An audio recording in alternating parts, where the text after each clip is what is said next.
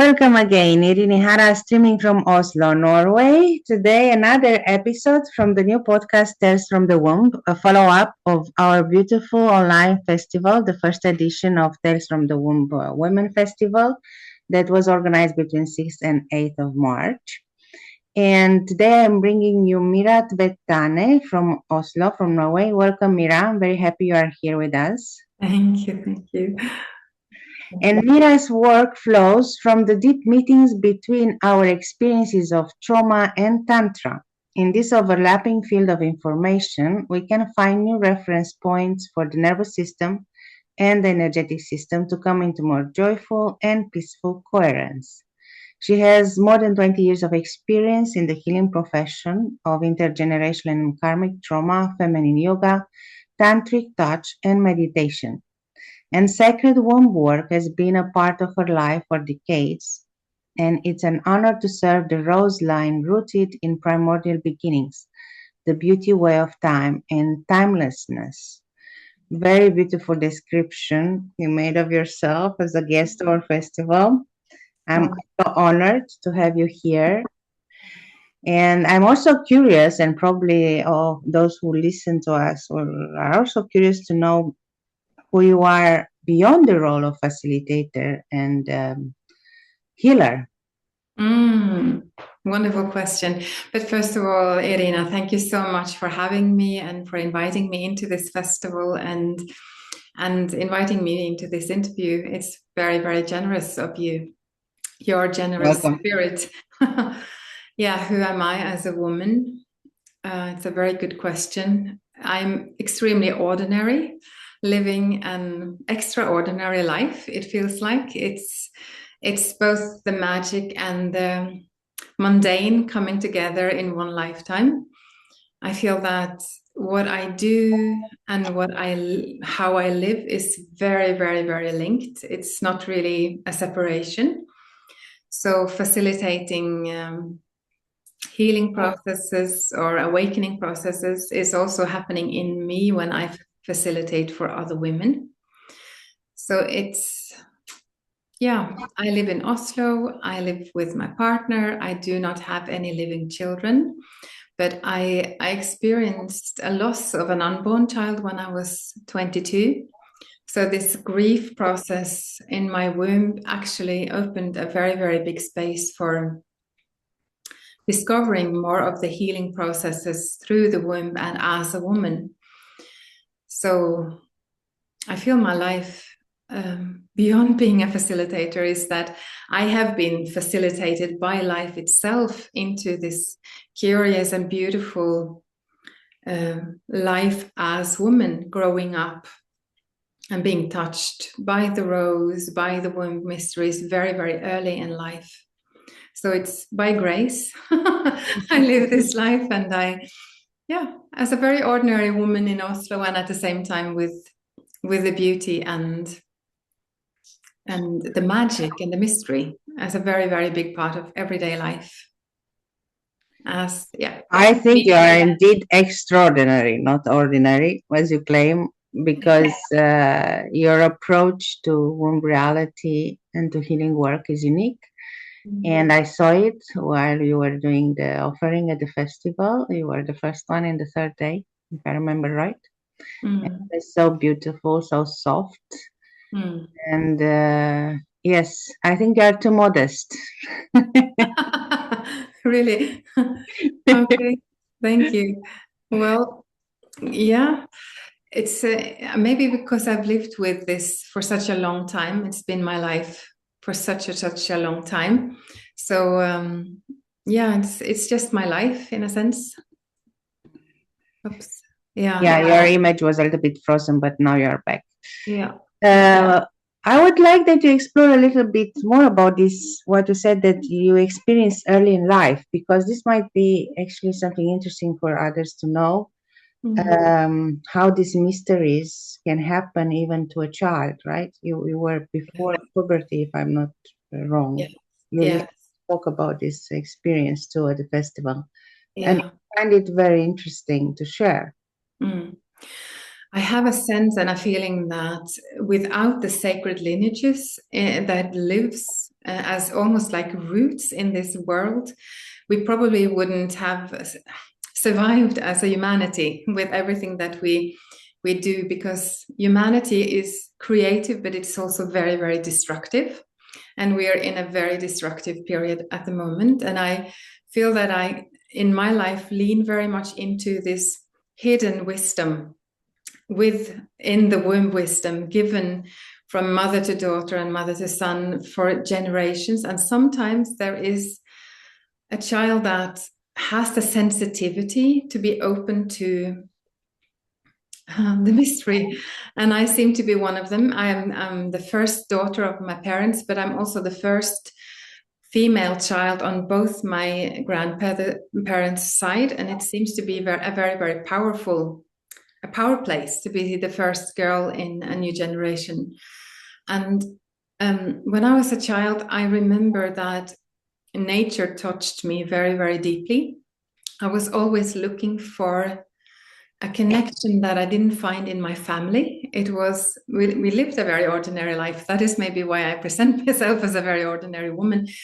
But something very extraordinary happened to me, and I didn't understand the meaning of it until I was older.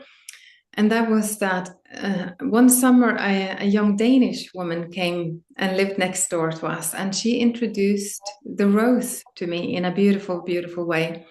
She even showed me the rituals that we could do with the rose. We even danced with the rose. We made rose water. I think she was about 10 years older than me. And it was like a soul grid awakening in my body. And I knew what we were doing, but I'd never done it in this lifetime. And it was maybe the first time I truly fell in love in this lifetime. Like, not with another person, but with the mystery of life and the beauty of life through the rose, and that it was possible to to sense in this way, in this body, because I was traumatized very early in life from several things that happened, and having the experience of pain was more familiar to me in a way than pleasure.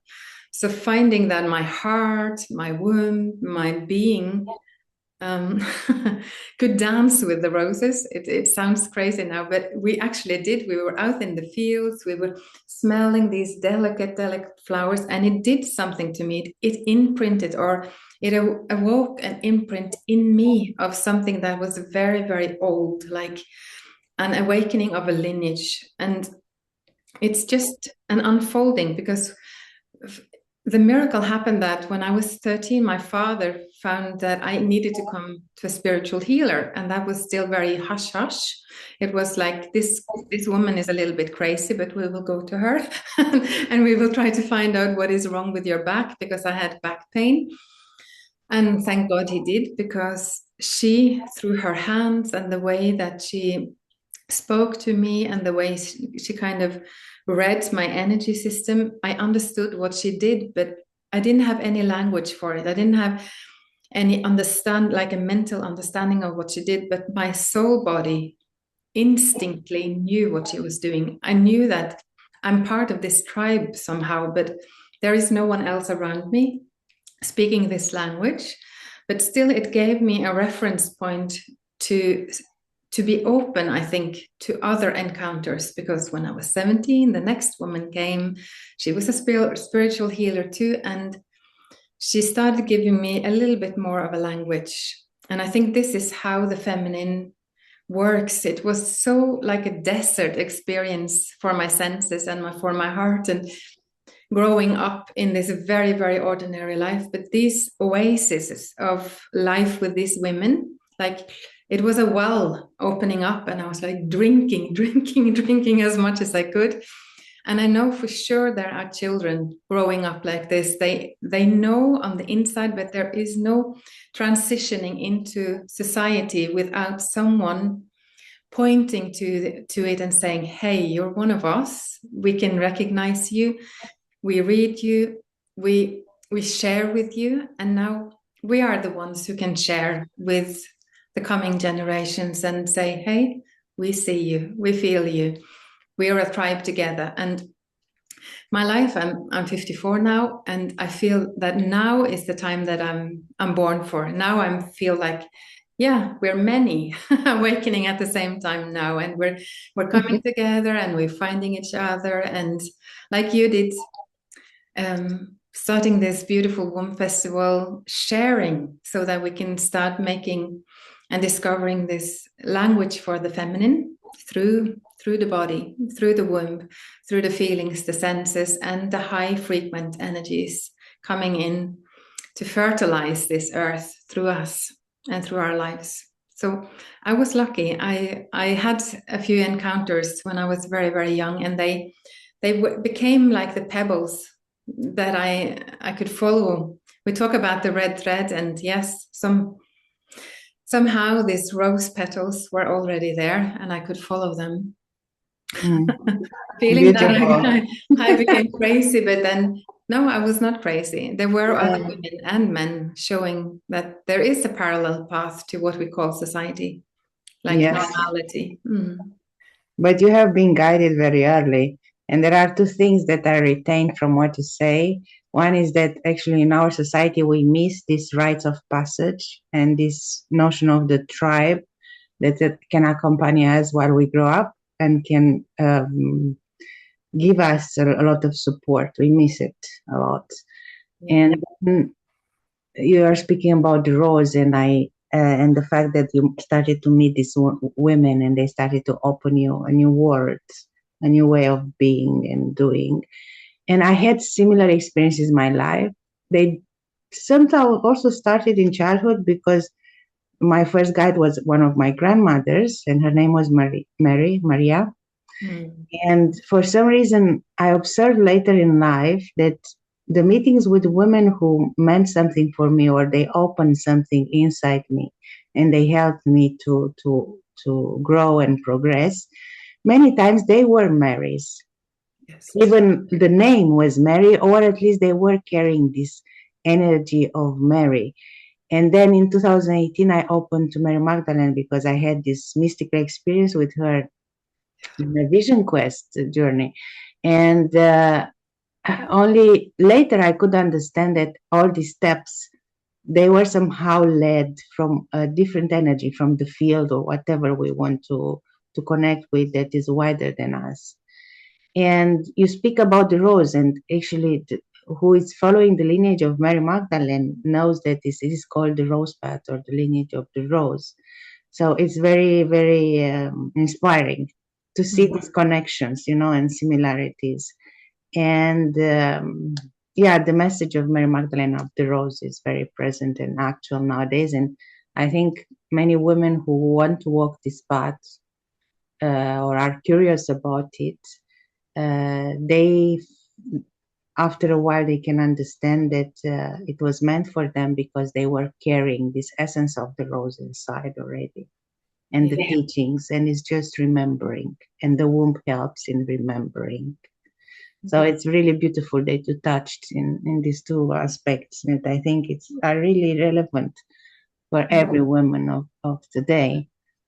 And you speak about this moment that we live now, which needs our feminine energy a lot. We need to bring more peace and more love into the world. It would be interesting for me to also know your experience at the festival, because you have been guest, but also I noticed that you were part in some sessions. What was your perception in general about the event, or if there was any offering that caught your attention? So first and foremost, I would say it was a very, very rich offering. And I think that is the womb. It's so fertile. It's such a very, very big scope. Like it was the most tender, sweet, calming, resting offerings. And then it was the really fiery ones with a lot of life and movement. And everything felt nourishing, because I believe that the different perspectives that we have into this lifetime, it allows us to live more. So I had a feeling that this festival was was very, very rich, and it touched a lot of different aspects of what it is to be a woman, to be a womb carrier today, and that we can meet, and we do create just by being together and offering ourselves into this womb wisdom field and expressing through our senses what is alive at the moment. Very high frequent, and at the same time very down to earth, very practical, and beautiful. I loved resting into this field, and I love being activated through this field. And I think this is what is womb wisdom. Is the womb is the space that doesn't necessarily create herself, but she holds the creation, where spirit becomes matter, but also where the erotic life force really, really can indulge and nourish and express through us in a very beautiful way. I love being part of it. I love to receive from other women, and I love the experience of offering a session myself. And I remember, I don't remember which day it was, but it might have been the first day, that it is so beautiful to be held by another woman facilitating a space. Like, I facilitate and I hold a lot myself, but my goodness, it's so beautiful to be held and to feel that I can totally trust this woman's words, her energy, her feeling, because women, we need to come from out of this patriarchal psyche that has taught us to compete, and then come to this place where we contribute and cooperate together. And I find that this festival really facilitated that, the sharing of a common ground, and still so different from each other. So beautiful, just like nature. So much fun. Yeah, I had the same feeling that the offerings have been creating like a wave, and when it was a little bit activating and then a little bit slowing down and then up again. And it was a guidance, very intuitive guidance, to create this sequence of offerings. Initially, I was not sure what I was doing, but then it just flew, and it went quite well at the end. So I'm happy that you are also had a positive experience with this wave, as it was supposed to be a feminine wave, not a tsunami to just engulf. I mean, I felt tired at the end, because for me it was a lot of work and being present many hours a day for 3 days in front of a computer. Yeah. But except this part, it felt also rewarding to see all these accomplishments. So thank you again for saying this. And you are connecting with Rose lineage from your infant's years, but you brought a Lotus River offering. So I was really grateful that actually we could meet in the festival, the two perspectives of the feminine as a flower essence too, the rose and the lotus, because they are both related with the womb. When I think of the rose, I usually think to Mary Magdalene as an archetypal energy, feminine embodiment. But when I think to the lotus, I think to Kuan Yin, which is also the goddess of mercy and compassion. And they have very beautiful, soft energies, but different qualities. So would you like to speak a little bit about your offering and why you choose it, first of all? Because it was amazing. I really enjoy it. Oh, thank you. Thank you. Well, when I offer something, I very often ask my womb, what does she want to offer? It's not so much my mind thinking that, oh, I would love to do that. But my womb showed me that because the womb lineage has been so invisible for such a long time, it doesn't mean that it hasn't been there. It's just been like underwater, in the muddy waters, in the dark waters for a very, very, very long time. And now she's coming up and starting to bloom in the waters, because the waters, the sacred waters, are maybe the most feminine encoded message that we live in and with and through and as in this lifetime, our bodies is mostly liquids like water. And when we dive into like the baptism, like surrendering into the waters, we are renewed. And it is something beautiful about something flowing from the very, very deep roots of darkness, of dark soil in connection with water. And that as we all start our life in the womb, we start in the waters, we start in the darkness that is not, it's not a bad darkness. It's this very nourishing place of the feminine, in the black light, like the cosmos. And at the same time, the waters are, so, as you say, it's soft and it's the strongest. The water will always go down to the lowest point. It's so humble, but in its humbleness, it is like everything at the same time. And the path that we live, where our society is very bright. It's like you're supposed to be ready and clear about everything all the time. But the mystery lives in darkness, and we a lot of the time we don't really know what we are doing, and still we can flow with it. If we can trust that we do have roots into ancient mystery, we can trust that this rising will happen, and we will bloom in our own time when we are ready. We don't know exactly when we are ready, but in the end we will bloom, we will surface, we will come above the water and see a completely different part of reality, and give our scent, our beauty, before we come back and we surrender back in. And so much of life is our everyday life as well is hidden from the spotlight. We just live it as a flow of life, without spectators, without audience, but still we can dedicate and stay in devotion to this mystery that life is, as a lotus, rising, coming up, and falling back in to the great mother, to the great ocean, to this lineages of roots beyond the surface, where the feminine has always lived, I feel. And there are times, just like your wave through the festival, there are periods in our history as humanity and on planet Earth where she has been very bright. The goddess has been so everywhere and full of life. And then the last 5,000 years, she's kind of been in the dark moon phase, like into the deep, dark, murky waters. And I feel that now she's beginning to come up again.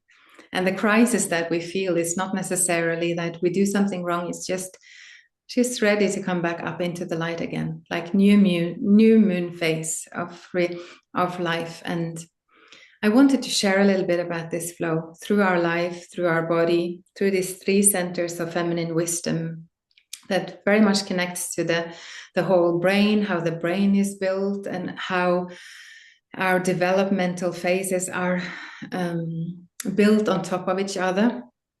We're not supposed to leave the child behind. It's the wonder of the life as a child.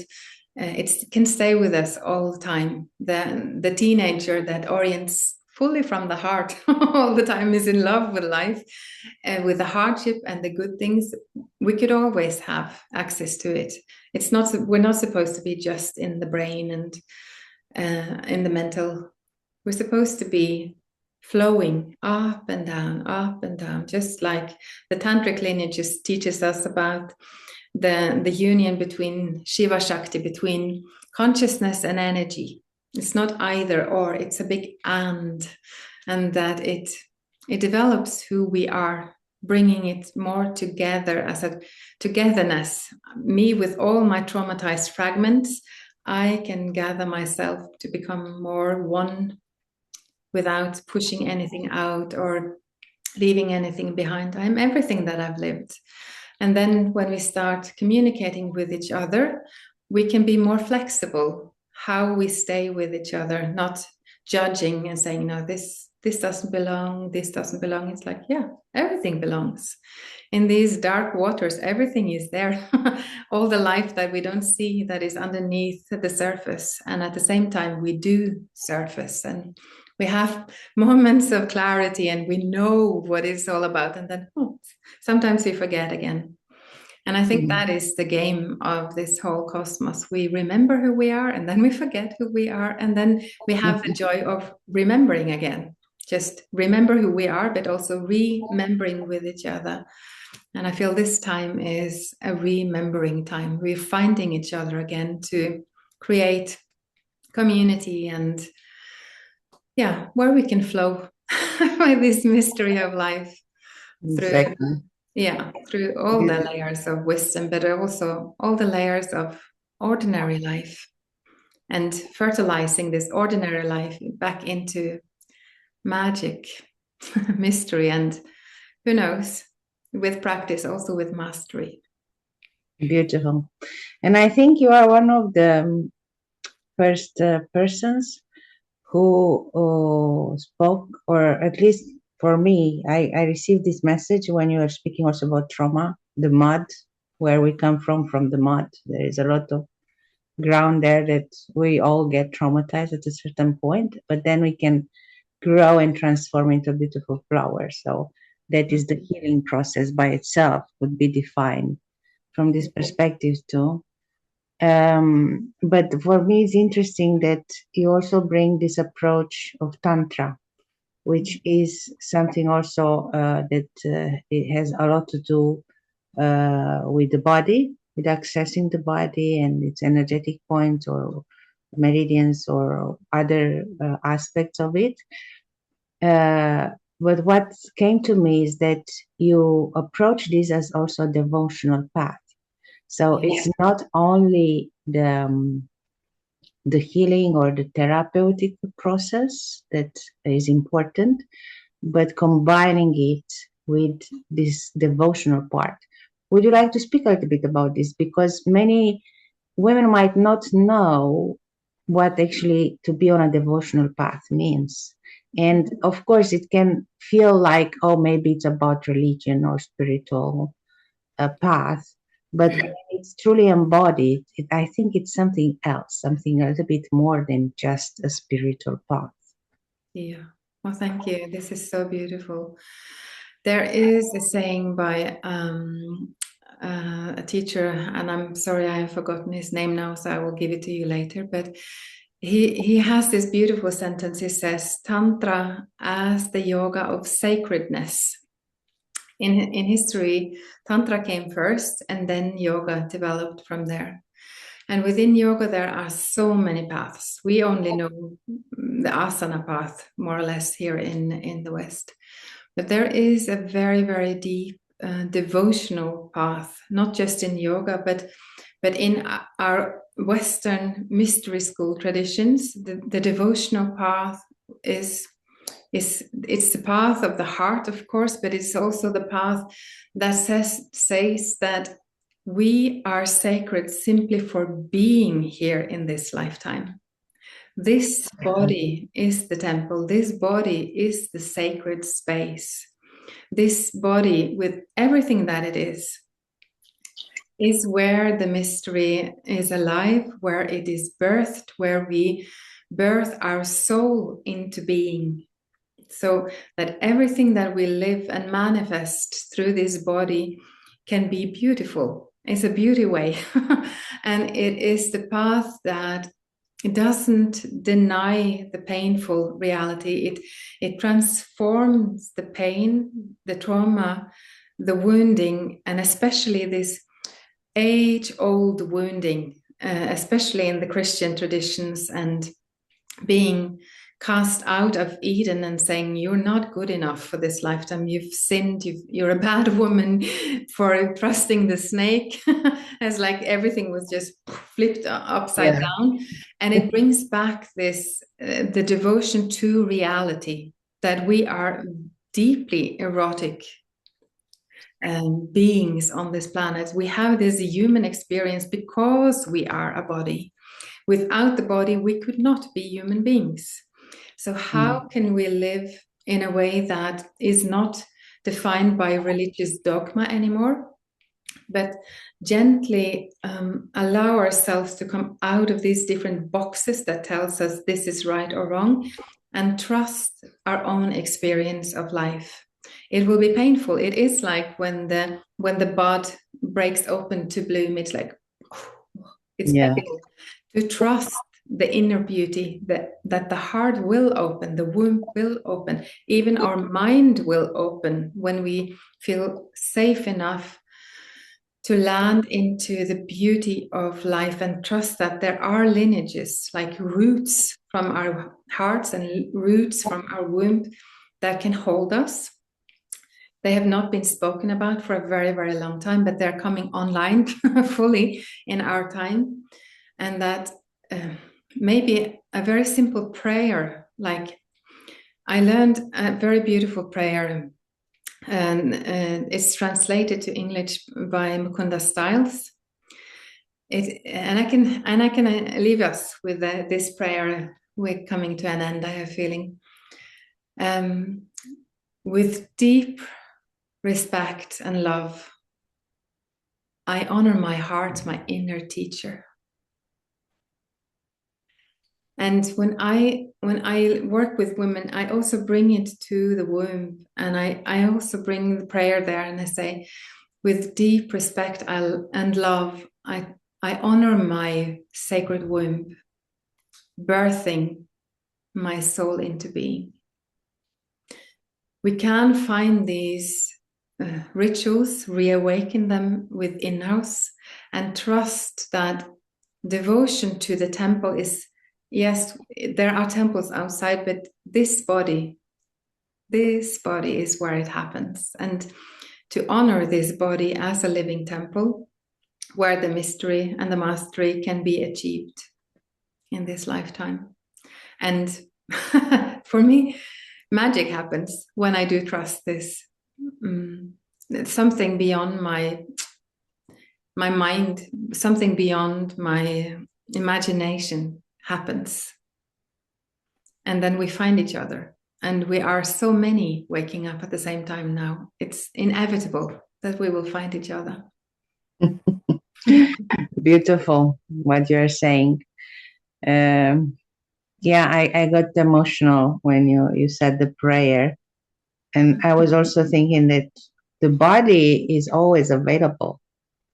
A church or a temple might be closed from time to time, but the body is always there for us. So it's not used to ignore it. Actually, it's much better if we connect with it. And it's needed to have this connection back, because we live in much disconnection. We are wired very early to disconnect and go into the mind. And it's interesting to stay there, and many things happen there. But if we completely forget about the body, we don't go anywhere. No, it's exactly that. And our life energy thrives within our own body. The it's body supposed to live here. Yes. Beautiful. I was thinking if you want to add anything else, as we are almost getting to the end of the interview, but I think your prayer already said so much, and I would prefer to stay with that prayer between heart and the womb. And it's a very soft and gentle way to end, if you agree. Yes, it is. Beautiful. I really thank you for this conversation. It deeply touched me, and I would like to continue, but there are many other episodes also coming, so I try to be also observant to not exceed a certain amount of time. But thank you so much. Deeply honored to have you here speaking this way from the heart and from the lineage. Yes. And thank you so much for having me. It's been a delight. Thank you so much, Irina. Thank you, Mira. So if you want to connect with Mira, you will have the contact details and also the description of our conversation in short in the description of the episode once I upload it on YouTube. And don't forget to subscribe, as you'll get notified about future contents, future episodes of this podcast. And I wish you smooth sailing ahead in these waters of spring. Today we have sun finally in Oslo. It's a miracle. After the sun, and enjoy life. Enjoy having a body and a womb and a heart that beats for you. See you again and see you next. Bye bye. Thank you. Thank you.